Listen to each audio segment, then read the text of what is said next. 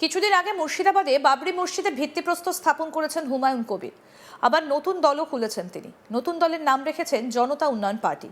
ব্রিগেডে সভা করারও পরিকল্পনা করেছেন তিনি, কিন্তু আবেদন করার পরে এখনো পর্যন্ত এনওসি পাননি বলেই জানাচ্ছেন হুমায়ুন। এক্ষেত্রে তিনি যাতে জায়গা না পান তার জন্য কারো ইঙ্গিত রয়েছে বলেই মনে করেন জনতা উন্নয়ন পার্টির এই শীর্ষ নেতা। এক্ষেত্রে কার্যত তার চ্যালেঞ্জ, যদি তিনি ব্রিগেডের সভা করার জন্য এনওসি না পান তাহলে 1 ফেব্রুয়ারি মুর্শিদাবাদে 50 বিঘা জমির ওপরে সভা করবেন। কি বলেছেন হুমায়ুন কবির, আসুন শোনাই আগে আপনাদের। আমি 6 তারিখে একটা অ্যাপ্লিকেশন দিয়েছিলাম ডিফেন্স দপ্তরে, ল্যান্ড দপ্তরের অফিসারকে। 1 ফেব্রুয়ারি একটা ব্রিগেড ময়দানে আমার পার্টির নেতৃত্বে আমি চেয়ারম্যান হিসাবে আমি অ্যাপ্লিকেশন দিয়েছিলাম। 13 তারিখে এসেছিলাম এনওসি নেওয়ার জন্য বা ল্যান্ডের পারমিশনের জন্য। 13 তারিখে উনি বললেন যে যিনি পারমিশন দিবেন তিনি অসুস্থ, কাজে দেখাও করলেন না। আমাকে একটা চিঠি ইস্যু করে দিলেন যে আপনি 16 তারিখে বেলা 1টায় আসুন। যথারীতি আমি এত কাজ ফেলেও এলাম, প্রায় 1.5 ঘন্টার উপর ওখানে ওয়েট করেছি। আমার লোক এখনো বসে আছে, সেই অফিসার আউট নেই, বলছে কোন কাজে গিয়েছে। তার পিএ, তাদের অফিসের কর্মকর্তারা এখনো কোনো সঠিক ল্যান্ড দেবে কি দেবে না তার কোনো কিন্তু ঠিক নেই। কারণ আছে, কারণ বুঝতে পারছি না। নিশ্চয়ই কারো ইঙ্গিত আছে যাতে আমি ল্যান্ড না পাই। তো আজকে দেখি রাজ্য সরকারেরও থাকতে পারে, আর যারাদের সঙ্গে এত পীড়িত সেই বিজেপিরও থাকতে পারে। কারণ এখন তো বিজেপিরও মাথা ব্যথা হুমায়ুন কবির হয়েছে, আর মমতা ব্যানার্জিরও মাথা ব্যথা হুমায়ুন কবির হয়েছে। সেই হুমায়ুন কবিরকে মাঠ দিলে সত্যি সত্যি যদি 10 লাখ লোক এসে তার মৃত্যু ঘন্টা বাজিয়ে দেয় তাহলে বিজেপিরও আশাহত হবে, আর তৃণমূল কংগ্রেসের তো হ্যাট্রিক করার পর কোথায় যাবে।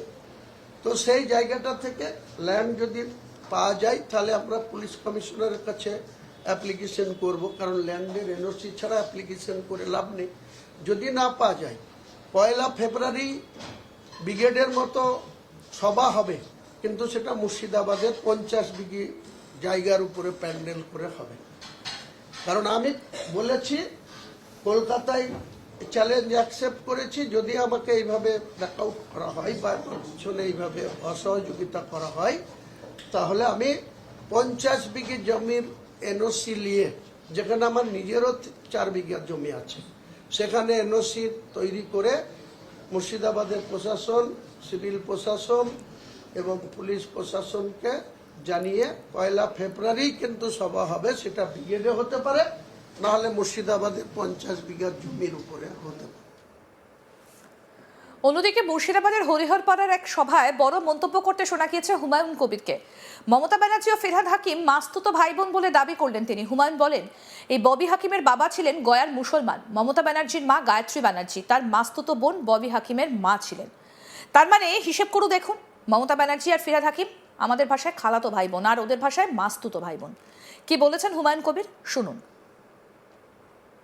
এই ববি হাকিমের বাবা ছিল গয়ার মুসলমান বিহারি, আর ববি হাকিমের বাবা বিয়ে করেছিল তাকে এই যে মমতা ব্যানার্জির মা গায়ত্রী ব্যানার্জি, তার মাস্তুতো বোন ববি হাকিমের মা ছিল মৌলানা আজাদ কলেজে।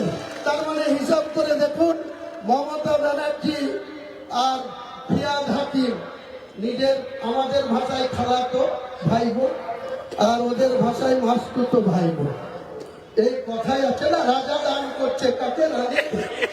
তো চোরে চোরে মাস্তুতো ভাই, গোটা রাজ্যটা ভাঙিয়ে খাচ্ছে ববিকে শো করে।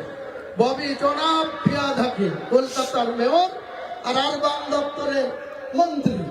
এই জেলায় হুকের নাম বাবাজি, এক হুকে হুমায়ুন কবিরের হুকে দেখা যাচ্ছে যে একবার বলছে বেলডাঙ্গায় রোড শো করবো। আমি যখন ঘোষণা করছি বেলডাঙ্গায় রোড শো করো, 17 তারিখে করবো, আমি 48 ঘন্টার মধ্যে 19 তারিখে তোমার ডবল লোক নিয়ে জবাব দেবো। তখন আর ভয় পাচ্ছে, তখন আবার বলছে না বহরমপুরে সভা করবো। 17 তারিখে বহরমপুর সভা করো, আমি দমকলে সভা করব। এরপরেও তোমাকে 22-23 তারিখের মধ্যে বহরমপুরে আবার সভা করে তোমার যা লোক হবে তার ডবল লোক যদি আমি না জোগাড় করতে পারি আমি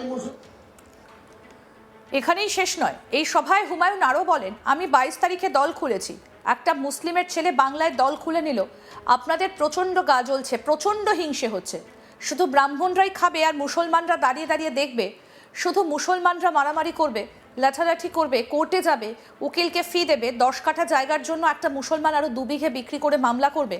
আপনার এসব বুদ্ধি তাদেরকে দেবেন। আমি হুমায়ুন কবির আগামী দিনে মমতা ব্যানার্জিকে উচ্ছেদ করব। কি বলেছেন হুমায়ুন কবির, শুনুন। লজ্জা করে না মমতা ব্যানার্জি? আমাকে বলছে পোকামাকড়, আমাকে বলছে গদ্দার। আপনি কংগ্রেসের সাথে গদ্দারি করেছিলেন 1997 সালের 9 আগস্ট।